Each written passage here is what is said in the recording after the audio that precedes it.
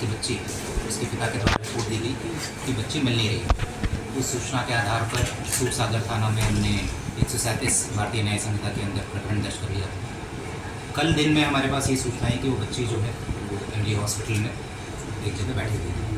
उस सूचना के आधार पर हमने बच्ची की दस्तयाबी की।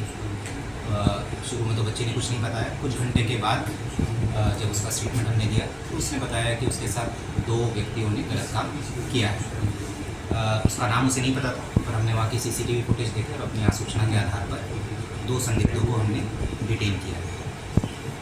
इसमें ध्यान देने वाली बात यह है कि ये जो 2 व्यक्ति हैं ये एमजी हॉस्पिटल में संविदा कर्मी के तौर पर काम कर रहे थे। ये सफाई कर्मचारी थे, ये हॉस्पिटल के परमानेंट स्टाफ हैं।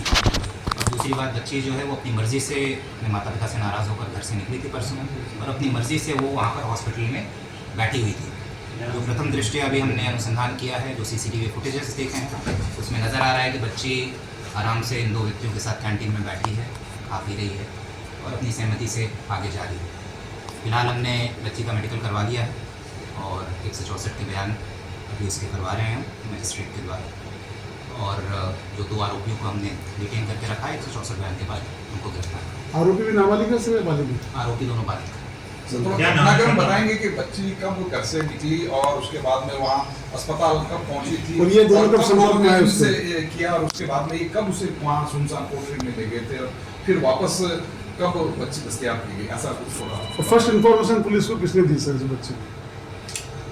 जैसा मैंने बताया कि हमारे पास सूचना परसों शाम को 25 की शाम को आई कि इनकी बच्ची नहीं मिल रही। उस सूचना के आधार पर हमने उसी वक्त प्रकरण दर्ज कर लिया था 137 BNS, जो कि पुराने आईपीसी में 363 मिसिंग पर्सन का 363 नाबालिग बच्चे होते हैं तो 363 पहले वाले आईपीसी में था, अभी नए BNS में 137 आ रहा है।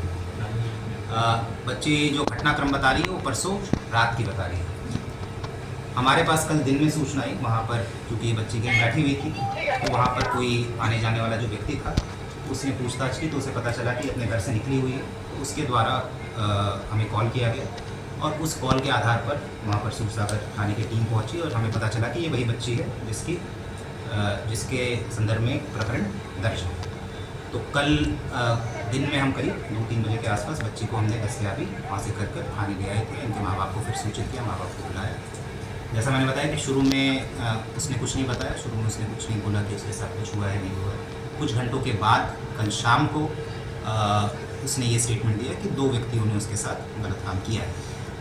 और एक बार मैं फिर से रिपीट कर दूं कि ये बच्ची जो है अपनी मर्ज़ी से वहाँ पर गई थी। जो सीसीटीवी फुटेज हमने देखे हैं तो बिल्कुल नज़र आ रहा है क्लियरली, कैंटीन में बैठी हुई है उन 2 व्यक्तियों के साथ, उनके साथ वो चाय नाश्ता कर रही है और वहाँ से अपनी सहमति से कैंटीन से इन 2 व्यक्तियों के साथ निकल रही है। सर ये बच्चों के संपर्क में कब आई ये जानना चाह रहे हैं? इसके साथ बाकी थी क्या? अभी जो प्रथम दृष्टया हमने जो पूछताछ की है ये उनके संपर्क में परसों ही आई थी जी।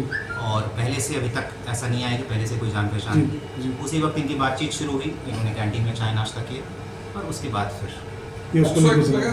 बिल्कुल पॉक्सो। तो गैंगरेप में कन्वर्ट? हाँ, क्योंकि 2 व्यक्तियों का ये नाम ले रही है तो उस हिसाब से था।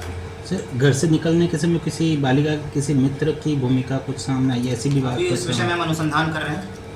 बाकी इस पूरे घटनाक्रम में सीसीटीवी फुटेजेस में तो कहीं नहीं आ रही, बट उसका कोई और मित्र था जिससे वो मिलने गई होगी नहीं गई होगी उस विषय में। बच्चे के पास कोई फोन वगैरह था क्या सर? अभी तक तो नहीं है। सर 2 आरोपी सर जो घर से निकली थी बच्ची उसके बाद जो शहर से गई, शहर की रोड है, सब जगह सीसीटीवी है पुलिस की, क्या उन्हें डिटेन किया गया, कितने लोगों से बीच में संपर्क में आई? वही मैं कह रहा हूँ कि अभी इस विषय में अनुसंधान चल रहा है। अभी तो प्रथम दृष्टया जो हमने हॉस्पिटल के सीसीटीवी फुटेजेस देखे, ठीक है, उसमें ये कैंटीन में उन 2 लड़कों के साथ नजर आ रही है। बाकी वो घर से निकली क्या रूट था, उन सब रूट पर सीसीटीवी फुटेज चेक किए जाएंगे। अगर किसी और की कोई भूमिका पाई जाती है तो विधि सम्मत कार्रवाई सुनिश्चित की जाएगी। सर अरेस्ट हो गया ना, फिर डिटेन हो गए। अभी एक बार 164 का बयान के बाद फिर आप नाम बता देते हैं सर? नहीं, नाम नहीं बता सकते क्योंकि शिनाख्ती करो। का फोटो वीडियो डलवा लीजिएगा। बिल्कुल जब करवाएंगे। देखिए सर, बच्ची का ये बात सामने आई थी कि जब एमजीएच के अंदर पता चला कि काफ़ी देर तक 25 तारीख की रात शाम को घर से निकली, उसके बाद 26 की 25 तारीख को काफ़ी देर तक पीछे एमजीएच के पीछे रही थी, ये उस सड़क पे घूमती रही थी। वहाँ किसी की नज़र नहीं पड़ी, काफ़ी अलर्ट पे थी पुलिस। तो पूरा शहर पुलिस तो उस दिन वीआईपी मूवमेंट था दिन भर से। ये परसों शाम को निकली है जी ठीक है, और परसों रात की घटना है जी। और ये हॉस्पिटल के अंदर वहाँ पर क्यों बैठी थी, वहाँ पर क्या उद्देश्य था, क्योंकि वहाँ ये किसी को जानती नहीं थी। ठीक है, तो ये सब चीज़ें अभी बच्ची का मेडिकल हुआ है तो अभी बहुत ज़्यादा हम पूछताछ नहीं कर पाए कि भाई वहाँ क्यों गई थी, वहाँ क्या उद्देश्य था हॉस्पिटल में बैठने का। तो इस विषय में अगर अनुसंधान करें। रेप की पुष्टि होगी सर? हाँ, बच्ची नाबालिग है। अभी मेडिकल का भी एक बार डिटेल रिपोर्ट आ जाएगा तो उसमें पुष्टि होगी। फिलहाल तो बच्ची का बयान तो यही है।